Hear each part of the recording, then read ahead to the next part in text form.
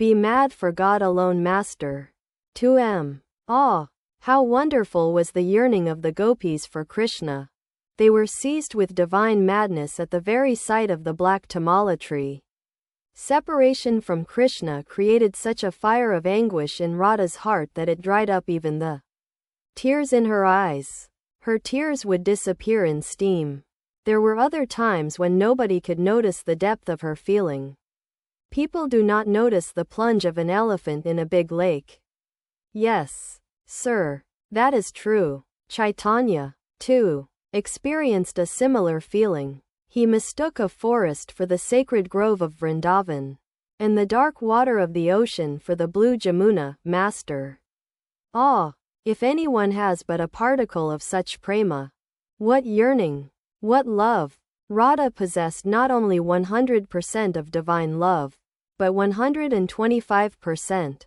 This is what it means to be intoxicated with ecstatic love of God. The sum and substance of the whole matter is that a man must love God, must be restless for Him. It doesn't matter whether you believe in God with form or in God without form. You may or may not believe that God incarnates Himself as man, but you will realize Him if you have that yearning. Then He Himself will let you know what He is like. If you must be mad, why should you be mad for the things of the world?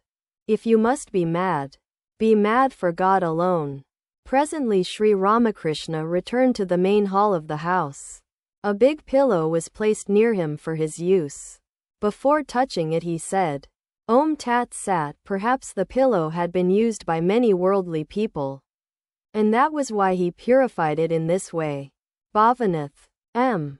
and other devotees sat near him. It was getting late, but there was no indication that the meal was going to be served. The master became impatient, like a child, and said, I don't see any sign of food. What's the matter? Where is Narendra? A devotee, with a smile, Sir, Ram Babu is the manager of the feast. He is superintending everything. Master, laughing, Oh, Ram is the manager. Then we know what to expect. A devotee, things like this always happen when he is the supervisor.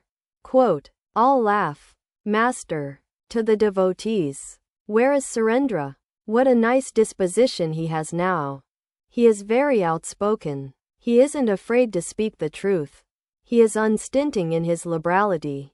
No one that goes to him for help comes away empty-handed. 2m. You went to Bhagavan Das. What sort of man is he? He is very old now. I saw him at Kalna. It was night. He lay on a carpet and a devotee fed him with food that had been offered to God. He can hear only if one speaks loudly into his ear. Hearing me mention your name, he said, You have nothing to worry about, Bhavanath. 2m. You haven't been to Dakshineswar for a long time.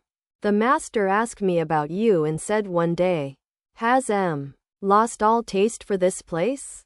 Bhavanath laughed as he said these words. The master heard their conversation and said to M. in a loving voice, Yes, that is true. Why haven't you been to Dakshineswar for such a long time?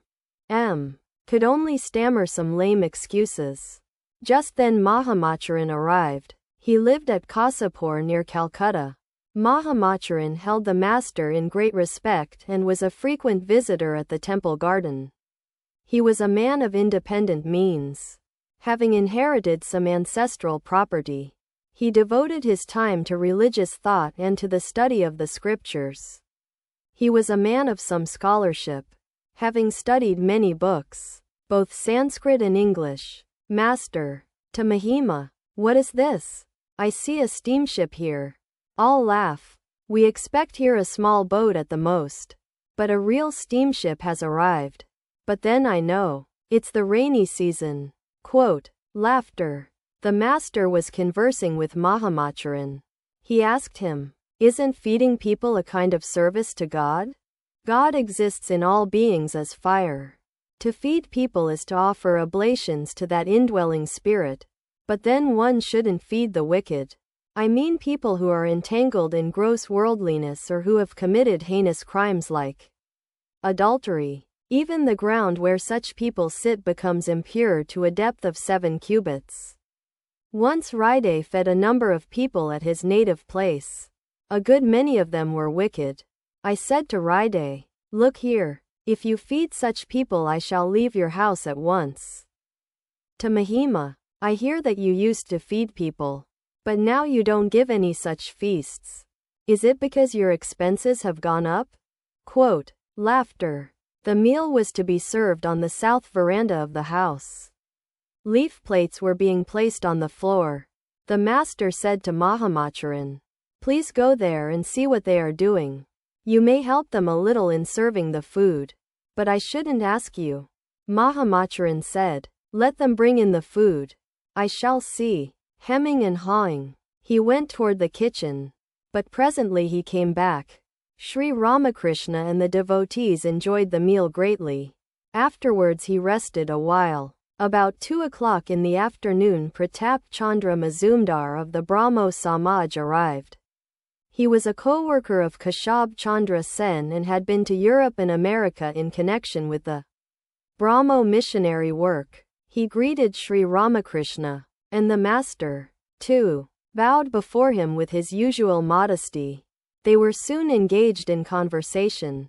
"Pratap, I have been to Darjeeling recently for a change of air, master, but your health hasn't much improved. What are you suffering from?"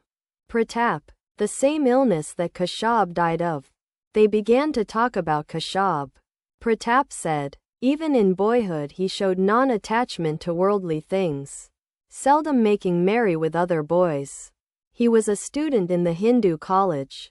At that time he became friendly with Satyendra and through him made the acquaintance of his father, Devendranath Tagore. Keshab cultivated bhakti and at the same time practiced meditation.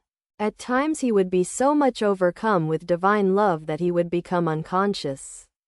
The main purpose of his life was to introduce religion among householders. The conversation next turned to a certain Marhata lady. "Pratap, some women of our country have been to England. This Marhata lady, who is very scholarly, also visited England. Later she embraced Christianity. Have you heard her name?" "Sir?" Quote,